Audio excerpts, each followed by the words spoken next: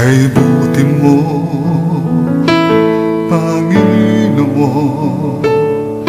walang makakatulad mo. Lahat ay galing sa iyo, di ka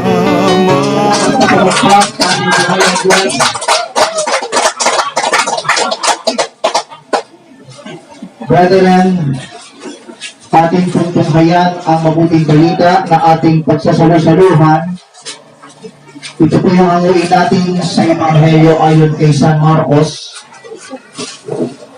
ika-10 kabanata, simula sa talatang 13 hanggang 16.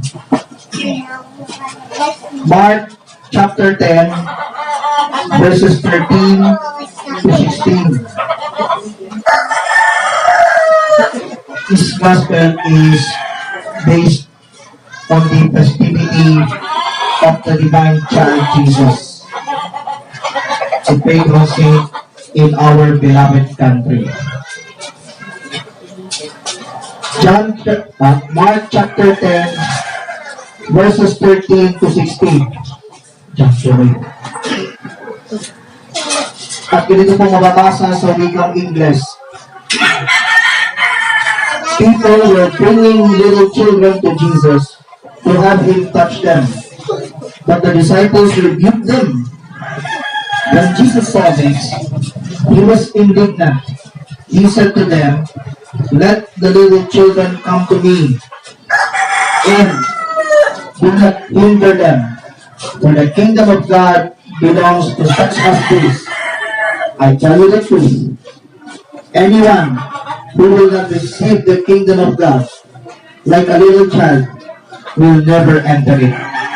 And he took the children in his arms, put his hands on them, and blessed them. May nagdala ng mga bata kay Jesus upang hilingin ipatong niya sa mga ito ang kanyang kamay. Ngunit pinagbukaan sila ng mga alagad.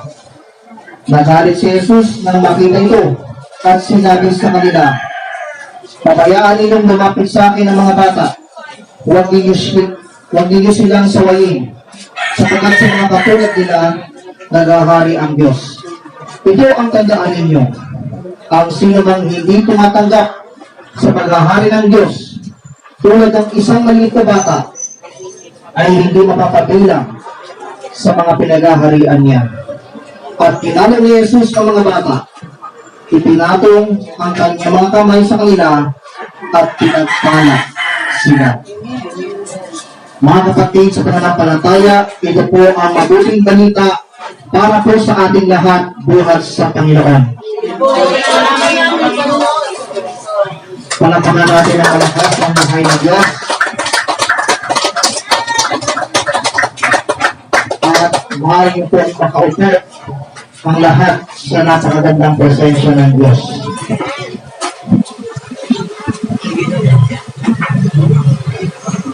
Brethren, isang pinagpalang hapon po sa inyo lahat.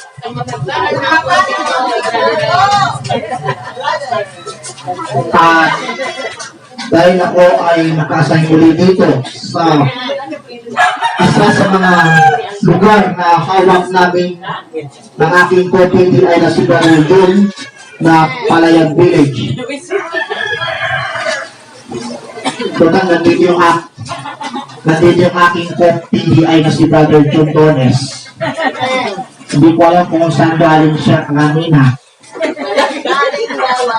Palawan. Gawat kayo. Ayan. Palawan. Hindi. Anyways, mga kapatid sa mga nampalataya, speaking of 2021,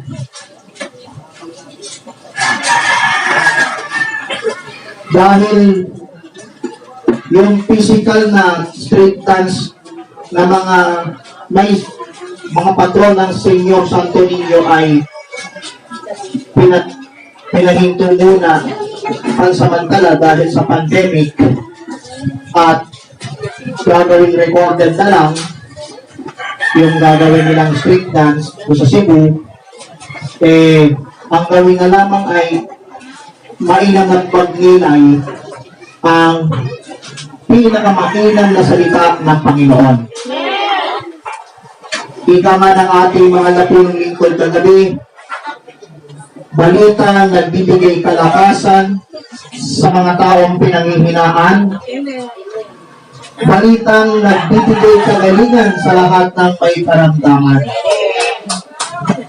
At yan ang kampanya ng mga tinawag ni Yahweh El Shaddai. May kalat ang mabuting balita sa bawat sulok ng daigdig. Malaki ang challenge sa atin mula nang tayo'y sumunod sa tinatawag na stay home noong nakaraang taon. Subalit sa kabutihan ng Panginoon, sa kabila na tayo'y tumatahan sa ating mga tahanan, ni gutom, ni sakit, hindi tayo hinayaan na mangyari. Bakit kama? Sapagkat sa Kanya ay walang imposible. At ang ating tatalakayin sa hapong ito ay pamamagatang the childlike attitude. Ugaling tulad ng sa bata. Amen? Now, the third Sunday of January yearly, sineselebrate ang kapistahan ng patron ng ating bansa. Kaya ang ating simbahan Katolika dito sa Pilipinas ay isa-celebrate ang tinatawag na 5th centenary. Ngayong 2021, no? Yan ay Fiesta ni Santo Niño. Amen? Kaya sa Ebanghelyo ay pamamagatan natin ang ugaling tulad ng sa bata. Amen? Now, how to improve the childlike attitude? Now, bilang mga childlike attitude, to improve it, pagnilayan natin ang katagang husay. H-U-S-A-I.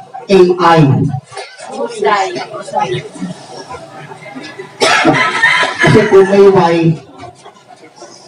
hindi natin alam ang kahulugan. Kaya, instead na Y, I. Letter I. Sa word na husay. Amen? Now,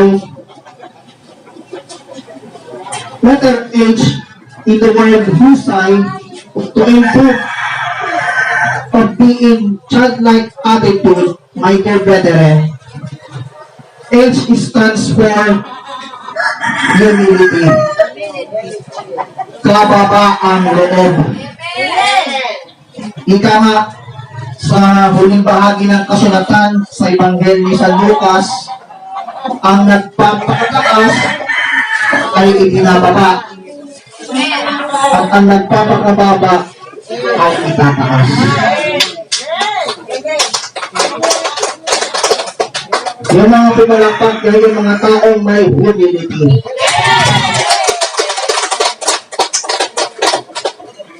Saan ko po hinango? In the first letter of St. Paul to the Philippians chapter 2, verses 1 to 3. Ano po ang sinabi? If you have any encouragement from being united with Christ, if any comfort from His love, if any fellowship with the Spirit, if any tenderness and compassion, Then, make my joy complete by being like-minded, having the same love, being one in spirit and purpose. Do nothing out of selfish ambition or vain conceit, but in humility, consider others better than yourself. Nagbibigay ba sa inyo ng kasiglahan ang buhay na nakaugnay kay Kristo? Naaaliw ba kayo ng kanyang pag-ibig? May pagkakaisa ba kayo sa Espiritu Santo? Kayo ba'y may nararamdaman hangarin na tumulong sa iba? Kung gayon, sabi ni San Pablo Apostol, lubusin ninyo ang kagalakan. Maghari sa inyo ang pagkakasundo. Babuklod kayo ng iisang pag-ibig at maging iisang kayo sa puso't diwa. Huwag kayong gagawa ng anumang bagay dahil lamang sa hala ninyong matanyag. Bagkus, magpakababa kayo at huwag ipalagay na kayo'y mabuti kaysa iba. Amen. Amen po ba? Ating talapakan ang buhay na Diyos. Hindi po naging madali ang nakalipas na taon. Bakit kamo? Bukod sa pandemya kinakaharap ng ating ilang bansa, samot-saring trahedya o pagsubok ang dumating.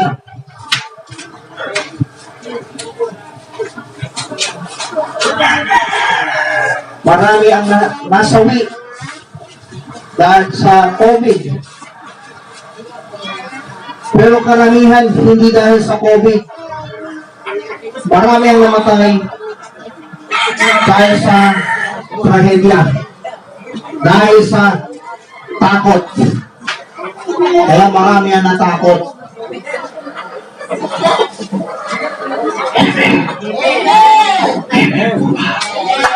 Kaya kapatid, kapag friendship, kaibigan, ka-prayer partner, katuwang,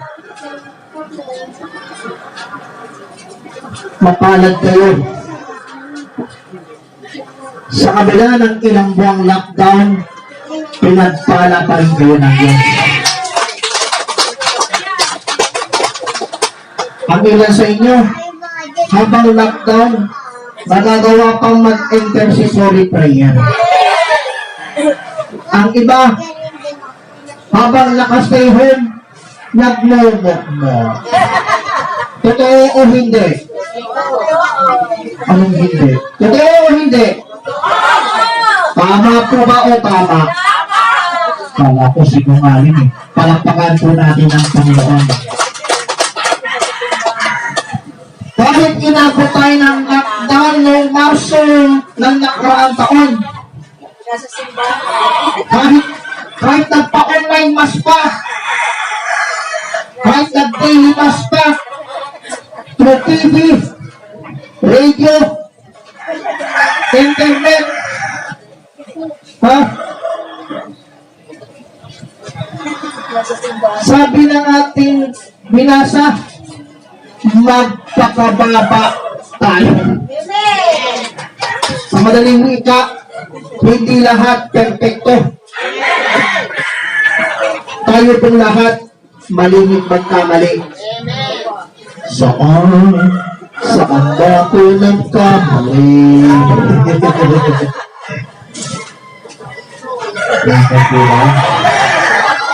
So, tandaan po natin lahat, letter H of the word husay, to improve the childlike attitude for us is humility.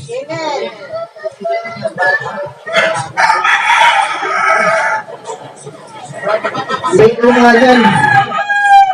Ang sabi, wala nang husay. una, pag narinig kong wala ng husay, sumisimangot ako.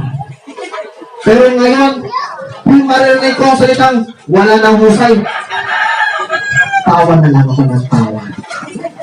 Bakit kamo? To improve of being childlike attitude. At palakpak, hindi palakpak.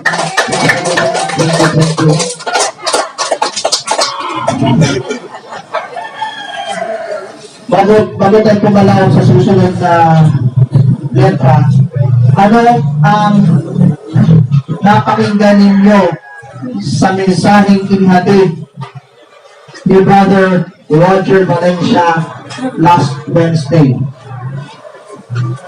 I-reviewin ko po kanino. Anong topic na ibinahagi sa inyo ni Manong Roger Valencia last week?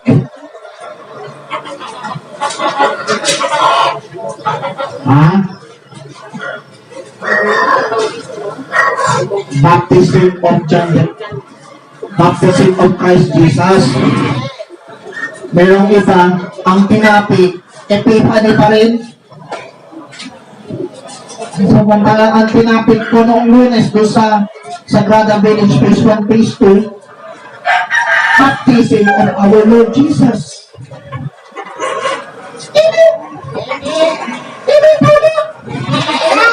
Ano ang naging bottom line ng tinapik ni Brother Roger last Wednesday doon sa Baptism of Christ Jesus?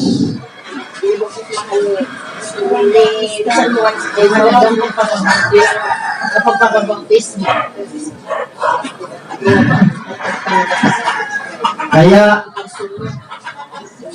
para ma-improve ang pagiging childlike attitude sa kapanahunan kahit sa panahon ng pandemya, hindi lang basta magpakabata, not only because of humility. The next letter is letter U. Letter U of the word husay, to improve childlike attitude, is unity. Unity. Pagkakaisa. Tanungin mo ang nasa paligid nyo, mga friendship,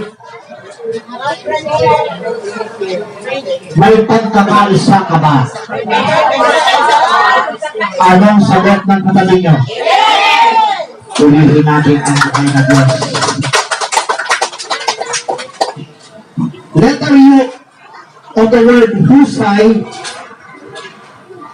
to improve the childlike attitude, is unity. Ephesians chapter 4 verse 3, this is what St. Paul the Apostle said: Make every effort to keep the unity of the Spirit through the bond of peace. Pag sumakita ninyo mapanatili ang pagkakaisang mula sa Espiritu sa pamamagitan ng bukod na kapayapaan. Amen. Kapayapaan. Amen. Ang iba, attend ng gawain, ang saya-saya. Pero, pagdating sa bahay, ano ang nangyayari? Buktalan. Kung makasalita, sobrang lito. Bakit kamo? Walang kapayapaan sa tahanan. Amen po ba? Kaya pag nag-aaway ang mag-asawa, anong sabi ng babae? Demonyo ka! Ang sagot naman ng lalaki, demonyo ka rin! Sabi naman ng bata, ay pambihira, impernong tahanan ito. purihin natin si Yaliel sa ng malakas.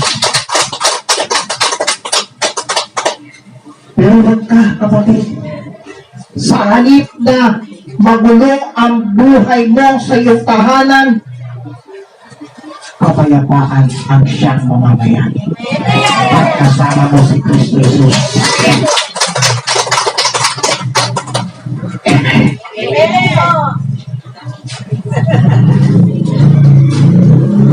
At dapat tayo mapanatili at ma-improve ang pagiging ugaling tulad ng sa bata. Remember this. Tayong lahat, including Brother Ryan America of Taguig City, Philippines, ay ma-improve ang pagiging childlike attitude. Dahil magkaroon ng kababaang loob, magkaroon tayo ng pagkakaisa.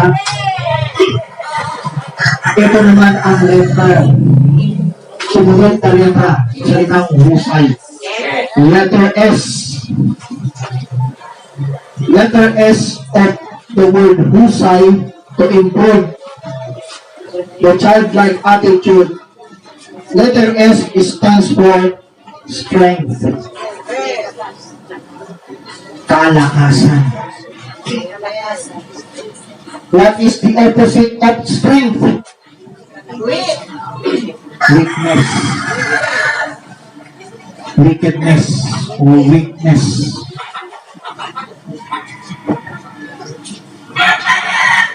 Saan ko po hinango ang strength na yan? It is found in the book of Nehemiah, chapter 8, verse 10. Nehemiah said, "Go and enjoy choice food and sweet drinks, and send some to those who have nothing prepared. This day is sacred to our Lord. Do not grieve, for the joy of the Lord is your strength." Wika pa niya, umuwi na kayo at magdiwang. Ang walang pagkain at inumin ay bahagi na ng mayroon. Sapagkat sa araw na ito'y dakila kay Yahweh, ang kagalakang dulot niya ay magiging kalakasan ninyo. The joy of the Lord is our strength. Amen. Ang kagalakang dulot ni Yahweh, El Shaddai, ay magiging kalakasan natin dito sa kalayan ko. May pandemic sa walang pandemic. Amen. Amen po ba? Amen. And in letter to the Hebrews chapter 2 verse 17, for this reason, he had to be made like his brothers in every way, in order that he might become a merciful and faithful high priest in service to God, and that he might make atonement. Ay, sandali. Ba't napapunta pa sa nasa letter S pa naman? Kalakasan. Lahat tayo may lakas. Amen. At ano ang sinabi ng sulat sa mga taga-Hebreo? Hebrews 10:25. Ha? At nagkalitaan ang pagdalo sa ating mga pagtitipon. Kagaya ng ginawa dito sa Palayang Village. Kagaya ng ginawa ng ilan. Kundi ano? Ang hinaan? Hindi. Kundi para palakasin ang loob ng isa't isa, lalo na ngayon nakikita natin nalalapit na ang pagdating ng Panginoon. Amen? Amen. So yan ang dapat nating tandaan. Letter H stands for Humility. Humility. Letter U stands for unity. Letter S stands for strength. Kalakasan. Then letter A, eto popular na popular sa atin. Letter A stands for atonement. Atonement. Atonement. A-T-O-N-E-M-E-N-T. Atonement. Ang spelling ng atonement, A-T-O-N-E-M-E-N-T.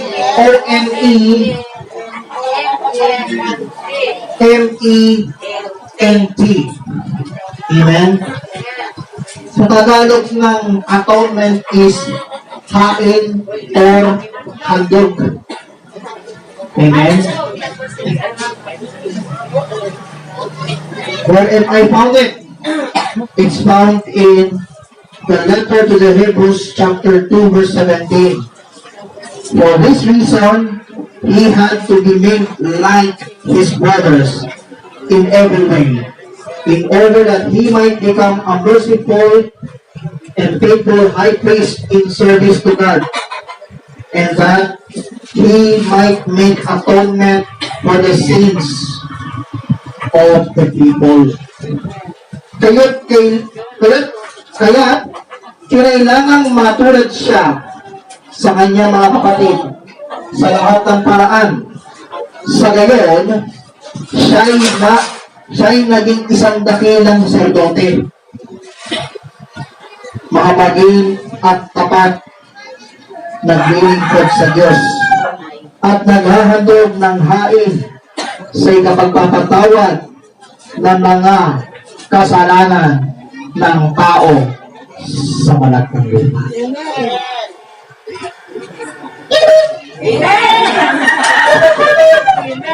Palakpakan natin ang buhay ng Diyos. Ang iba nga, nag-refer, yun nga lang, biglang naalala, may sama ng loob sa kanyang kapwa. Kaya nung ginawa, iniwan ng handog, pinuntahan ang kanyang kapwa, at makipagkasundo pa. And then, after that, anong ginawa? Bumalik at naghandog muli sa Diyos. Kaya mahalaga yung pagtataas ng prayer request. May kalakit na handog at kaloob. Para ano? Para sino mang may mga kahilingan o mithiin sa buhay, tsak, ipagkakaloob sa kanya ni Yahweh El Shaddai. Kung i-improve natin ang childlike attitude. Amen. Amen po ba? Gaano kahalaga ang paglilingkod natin sa buhay ng Diyos? Gaano kahalaga mga kapatid? Napakahalaga. Bukod sa debosyon ng pananalangin, patuloy na pagsamba, lahat, ang pinakamahalaga po, kung ano ang kalooban ng Panginoon. Tsak, sa bawat hamon ng ating buhay, tayo manatiling matatag, manatiling masaya, at laging tapat sa ating paglilingkod kay Yahweh El Shaddai. Amen. So, tandaan natin, letter H of the word whose trying to improve the childlike attitude is humility. Letter letter U, unity. Letter S, strength. Letter A, atonement. And the last letter of the word husay, to improve the childlike attitude, is letter I. Letter I. Letter I of the word husay, to improve the childlike attitude, is integrity. Tapat. Amen. Saan ko po hinamo? It is found in Titus chapter 2 verse 7. Anong sabi? In Titus chapter 2 verse 7 says, In everything set them an example by doing what is good. In your teaching, show integrity, seriousness. Sa lahat ng paraan, magpakita ka ng magandang halimbawa, maging tapat ka sa iyong pagtuturo, at huwag itong pariing biro. Amen. Amen po ba? So kapatid, friendship, ka-prayer partner, katuwang, saan man dako tayo pumunta, maging tapat tayo sa pagtuturo tungkol sa mensahe kapahayagan ni El Shaddai. At huwag natin gawing biro. Amen. Kung ma-improve natin ang pagiging child-like attitude. Amen. Pero salamat sa ating Panginoon. At in spite of that, unti-unti na nabubuksan muli ang mga gawain sinakang dahil sa kanya. Kaya na narinig ko pagkatuwa ng isang sister natin kanina, yung coordinator dito. Kung mapupunta ang mother chapter, anong sabi? Kung sa pagkatuwa kanina, mahihilo.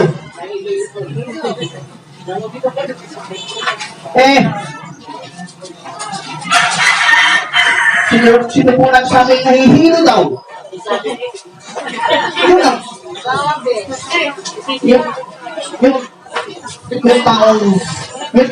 Yung taong pinuntahan ng nagpatutuwa kanina. Amen? Bakit kasi? Bakit po kasi? Sa halip daw manalig at manampalataya, lalong pinanghihinaan ang loob. Paano ma-i-improve ang pagiging childlike attitude? Kung di natin pagsikapan na makakay, kahit ilan-ilan laang, basta't maparangalan at maitaas ang pangalan ni Yahweh El Shaddai.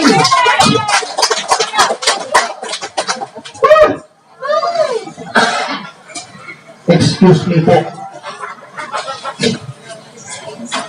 Kaya, tandaan po natin lahat, kapag itong mensahe ibinahagi ko po sa inyo, ay inyong napagnilayan maigi. At naibahagi rin niyo po sa sino mang hindi pa nakarinig ng mensahe niyo po. Either sa home ng mother chapter, o sa inyo pang sulit ng tapat pa, ang mahalaga is to improve the childlike attitude, just like what Jesus blessed the little children. Amen. Through these words from the acronym word, Husay, my dear brethren, we must improve the childlike attitude, my dear brethren. As our Lord Jesus said in Mark chapter 10 verse 15, I tell you the truth, anyone who will not receive the kingdom of God like a little child will never enter it. Sinasabi ko sa inyo, sino man sa inyo ang hindi makakatanggap sa kaharian ng Diyos ang tulad ng sa bata ay hindi siya makakapasok sa kaharian ni Yahweh El Shaddai. So, are you learning? Ano po oras na ngayon? Mag-aalas 6 lang po. Tayo na po lahat. Tayo na po lahat. Total, nag-conclude na po ko eh. Asa ng ating tagatugtog nating pre-employee. Itaas ang inyong mga daladalahan, including prayer requests and tithes and offerings, to improve the childlike attitude. We must obey what Jesus said. Ang hindi makatanggap sa kaharian ng Diyos, tulad ng maliliit na bata, ay hindi makakapasok.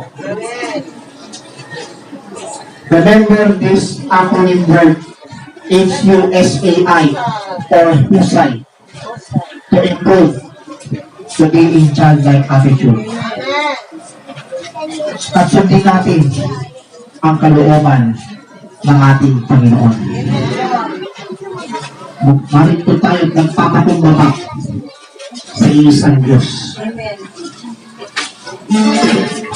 Iparanas natin ang kanyang paglalagyan ng kabutihan.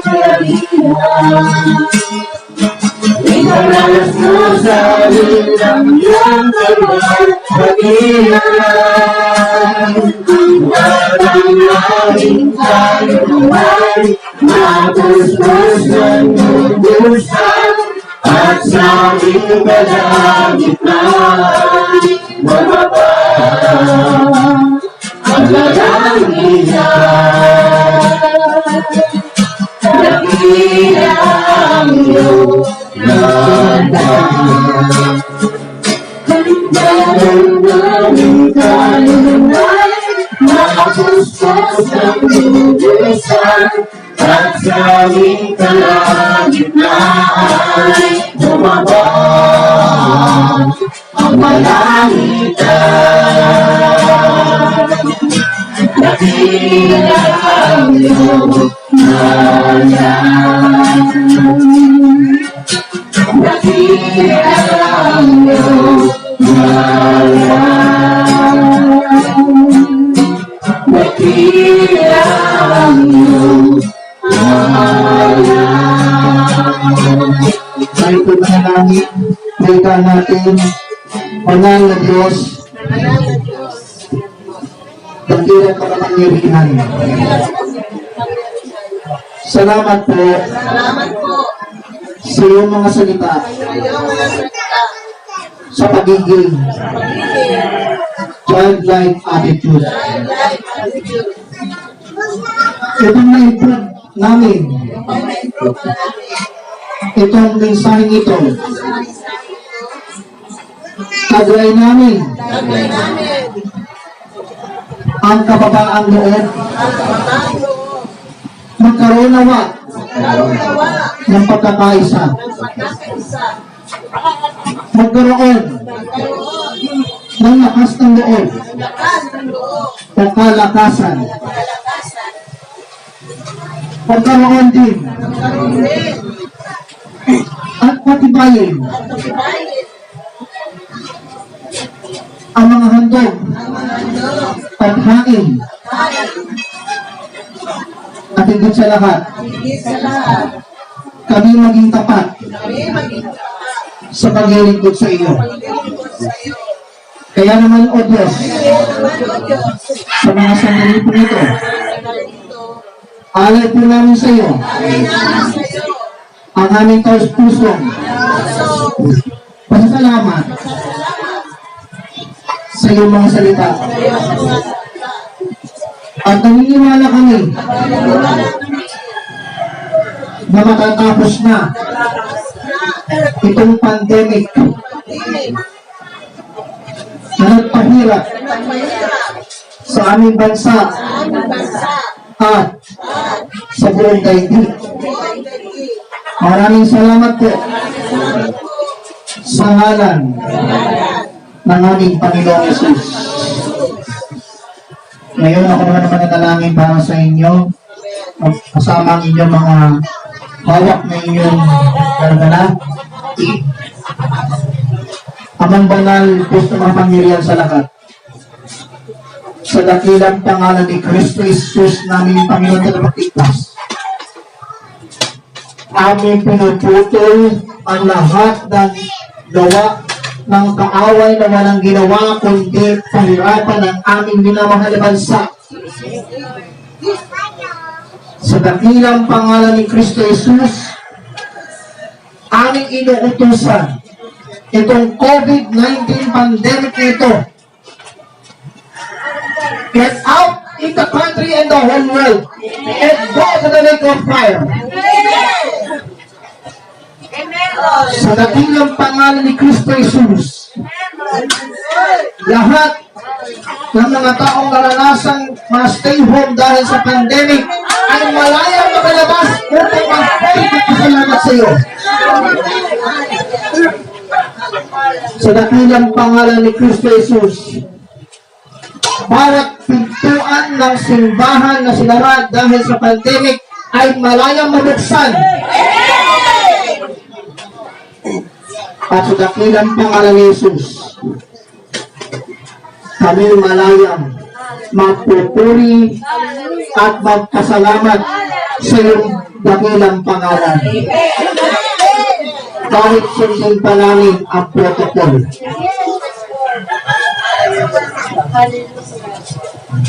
Pagpalain mo po, O Diyos, ang mga nagpagulog ng gawain mo dito sa taas ito. Simula sa coordinator hanggang sa pinakabagang lingkod, kasama ang mga awit, maging ang aming manunugtog sa oras na ito, patuloy niyo pong pagpalain. Maging ang ating co-PDI, na si Brother Jim Torres, patuloy niyo rin po siyang papalain at sundan ng iyong mga tangga, himala, kapabalaghan, kapangyarihan at walang tigil na biyaya at pagpapala. Kasama rin ang lahat magpatuloy na susuporta sa gawain mo dito sa bahay ito. Paspasan mo po ang kanilang mga hawak, ang mga handbags, wallets, bags, Biblia, lahat ng kanilang mga hawak, ng kanilang bitbit. Inyo pong gamitin bilang mga sangkat upang ang sino makadampi ay inyong sundalan, inyong mga tanda, hulala, kapabalaghan, kapangyarihan at walang tigil na biyaya patapala. Maging ang kanilang mga prayer requests kung nakasulat sa munting papel ang kanilang mga kahilingan. Amin po inaangking o Diyos na lahat ay answered prayer. Paspasan ang kanilang mga anak handog, ibalik sa kanila ng husong takal, sex-sex at dalawang takal. At sa aming pansamantalang paghiwa-hiwalay, taglay namin ang iba yung sigat lakas ng aming pangangatawan na galing sa iyo. Maging ang mga sumusubaybay sa live broadcast nito sa YouTube. Patuloy niyo pong pagpalain at sundan ang inyong mga tanda, himala, kapabalaghan, kapangyarihan at walang tigil na biyaya patapan. Maraming salamat po. Ito po ang aming samot dalangin kaysa ng panalangin ng aming inang Birheng si Maria at ang lahat ng mga anghel na banal sa langit sa pangalan ng iyong bugtong na anak, ang aming Panginoon at Pagligtas, Panginoong Jesucristo, na nabubuhay at naharing kasama mo at ng Espiritu Santo, iisang Diyos magpakilanman, magpa sa walang hanggan. Ang lahat ay magsabi ng Amen. And may the Lord God bless us all now and forever. In the name of the Father, and of the Son, and of the Holy Spirit. Amen. Annyeonghaseyo,